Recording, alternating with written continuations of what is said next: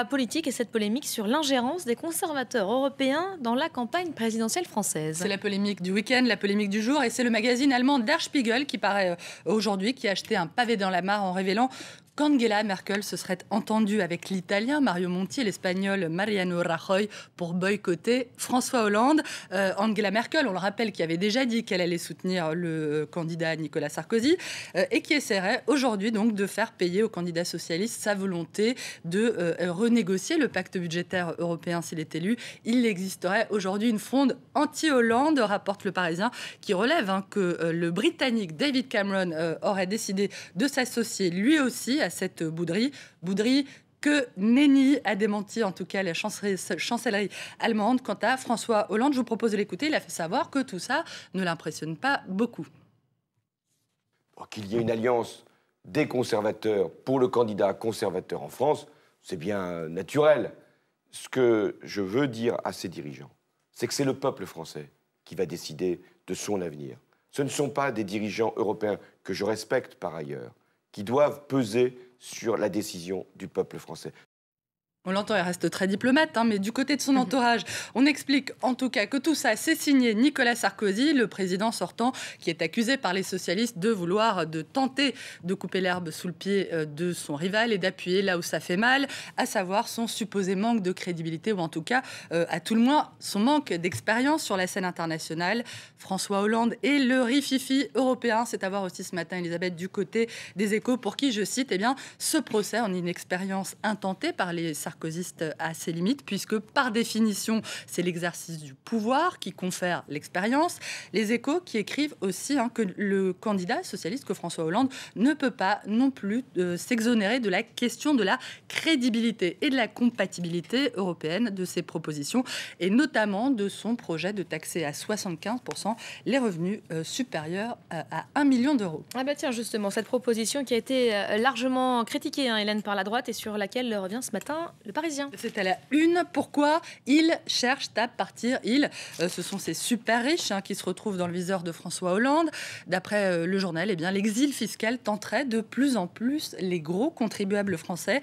Mais ce ne serait pas un phénomène nouveau, à en croire Le Parisien, qui raconte que le phénomène aurait débuté bien avant la campagne, et en dépit aussi du défunt bouclier fiscal qui a été voté en 2007.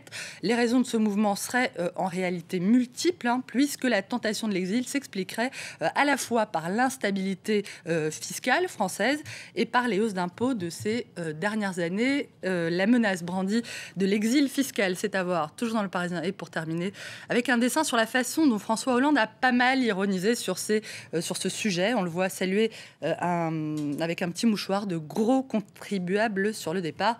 Laissez votre adresse, on vous écrira. Et un de ses camarades lui conseille: François, arrête de plaisanter avec la question fiscale.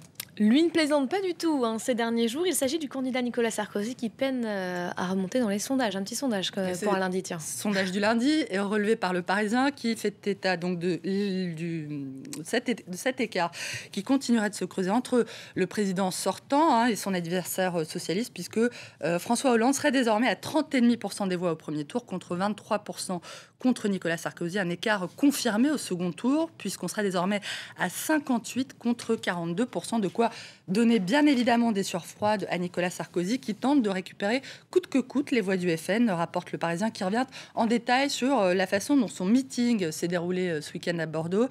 C'est un meeting où il a de nouveau musclé son discours sur l'immigration, la viande halal, les fraudes aux allocations ou encore la burqa, en ressortant d'ailleurs à cette occasion le fameux concept de l'identité nationale. Un discours et une polémique, Elisabeth, sur le halal qui a été lancé, on le rappelle, il y a quelques jours par la patronne du FN. Le week-end dernier. Voilà, et que Jean-Luc Mélenchon, le candidat du Front de gauche, a qualifié de grotesque, je cite, et c'est ce que relève ce matin Le Parisien. À droite toute, Marine Le Pen, quant à elle, a promis, si elle était élue, la tolérance zéro en matière de sécurité. Elle a ciblé en particulier, d'ailleurs, sur ce sujet, Nicolas Sarkozy, et ce qu'elle a qualifié d'échec de sa politique en matière de sécurité. Mais où est donc bien passé le Karcher, a-t-elle ironisé ce week-end en meeting? C'était à Marseille. On va terminer avec la Russie, où Vladimir Poutine vient donc de se faire réélire au premier tour d'élection présidentielle. Et c'est à la une du Figaro, le grand retour de Poutine au Kremlin. Une victoire sans surprise qui n'échapperait pas, une fois de plus, aux soupçons de fraude, d'après plusieurs observateurs indépendants. De nouveau, un nouveau Poutine, pour qui l'aisance de sa victoire ne peut cacher l'affaiblissement de son pouvoir. La Russie qui ferait bien aujourd'hui, je cite le Figaro, de s'ouvrir enfin sur le monde et d'abandonner, je cite encore, les vieilles lunes de la guerre froide qui semblent revenues au centre de la politique étrangère du Kremlin. Fin de citation. Merci beaucoup Hélène Frade, c'est la fin de cette revue de presse française. Quant à vous, vous restez avec nous à suivre dans quelques instants le focus du jour. On prend la direction du Japon où l'on s'apprête à commémorer le premier anniversaire de la catastrophe de Fukushima. Tout de suite.